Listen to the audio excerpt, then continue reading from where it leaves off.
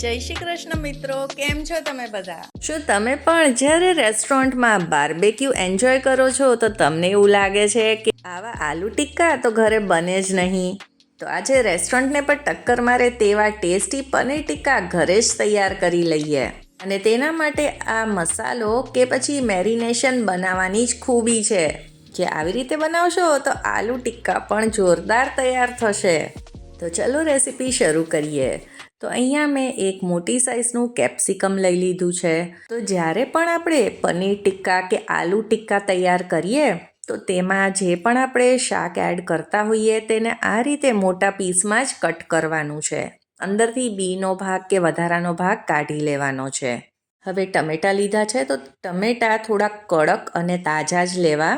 તો અહીંયા મારી પાસે નાની સાઇઝના ટમેટાં છે એટલે મેં 5 નંગ લીધા છે અને તેમાંથી પાણી નિતારી લેવાનું. અને જો મોટી સાઇઝના ટમેટાં હોય તો તેના તમે 4 પીસ કરી લો. હવે એક મોટી ડુંગળી લીધી છે, તેને 4 ભાગમાં કટ કરી અને પછી આ રીતે પડ છૂટા પાડી દીધા છે.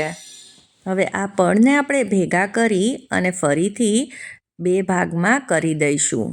જે સાઇઝમાં કેપ્સિકમ કટ કર્યો છે તે જ સાઇઝમાં ડુંગળી પણ કરી લીધી છે. હવે 13થી 14 જેટલા નાની સાઇઝના બટેટાને બાફી લેવાના છે અને તેની છાલ કાઢી ઠંડા થાય એટલે તેમાં આ રીતે ફોકની મદદથી આપણે કાણા પાડી દઈશું. આને જ્યારે મેરિનેશનમાં એટલે કે મસાલામાં એડ કરીશું એટલે મસાલો અંદર સુધી જાય તેના માટે આ કરવું જરૂરી છે. બધા જ બટેટા આ રીતે તૈયાર કરી લઈશું અને હવે આપણે મેરિનેશન પણ તૈયાર કરી લઈએ. એક મિક્સિંગ બોલમાં 2 ચમચી જેટલું તેલ ઉમેરીશું અને તેલમાં 1.5થી 2 ચમચી જેટલું લાલ મરચું એડ કરીશું. અને હવે સૌથી પહેલાં આ બંને વસ્તુને મિક્સ કરી દઈશું. આ રીતે મિક્સ કરવાથી ખૂબ જ સરસ ટેસ્ટ અને ફ્લેવર આવશે. હવે આમાં 1.5 કપ જેટલું ઘાટું દહીં ઉમેરવાનું છે. દહીંમાં જરા પણ પાણીનો ભાગ ન હોવો જોઈએ અને વધારે પડતું પાણી હોય તો કપડામાં તેને બાંધીને અડધો કે 1 કલાક રાખી પાણી નિતારી પછી ઉમેરવું. 3થી 4 ચમચી શેકેલો બેસન ઉમેરવાનો છે. આનાથી પણ ટેસ્ટ ખૂબ જ સરસ આવશે અને બાઇન્ડિંગ આવશે. હવે ઉમેરીશું 1 ચમચી હળદર, 1.5 ચમચી ધાણા જીરું પાવડર, 1 ચમચી શેકેલા જીરાનો પાવડર, 1.5 ચમચી પાઉંભાજી મસાલો. આ ન હોય તો નોર્મલ ગરમ મસાલો પણ ઉમેરી શકો છો. સ્વાદ પ્રમાણે મીઠું ઉમેરી દઈશું. 1.5 ચમચી આમચૂર પાવડર. આમચૂર પાવડર ન હોય તો અડધું લીંબુ નીચવીને ઉમેરવું. અને 2 ચમચી કસૂરી મેથીને હાથેથી ક્રશ કરી અને ઉમેરીશું. અને આ બધી જ વસ્તુને મિક્સ કરી દઈશું. તો આ જે રેડી થયું છે તેને મેરિનેશન કહેવામાં આવે છે. હવે આમાં આપણે બાફેલા બટેટા ઉમેરી દઈએ. સાથે જ ડુંગળીના પીસ, કેપ્સિકમ, ટમેટાં તે બધું જ ઉમેરી દઈશું. ટમેટામાં તમારે ખાસ ધ્યાન રાખવાનું છે કે આનો જે બધું જ પાણી છે તે કાઢી લેવાનું છે. નહીંતર જ્યારે આમાં મિક્સ કરીશું તો તેનું પાણી છૂટું પડશે.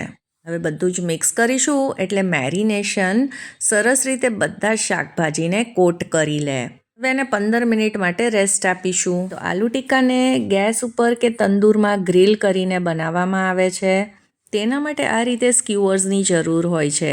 તો તમે આ જે એલ્યુમિનિયમવાળા સ્ક્યુઅર પણ વાપરી શકો છો જેમાં આ રીતે હેન્ડલ પણ હોય છે. નહીંતર આવા વુડન સ્ક્યુઅર્સ પણ તમને આસાનીથી મળી જશે જ્યાં તમને ડિસ્પોઝેબલ પ્લેટ્સ અને ગ્લાસ મળતા હોય તે દુકાનેથી. પણ આને તમે એક જ વખત યુઝ કરી શકો છો.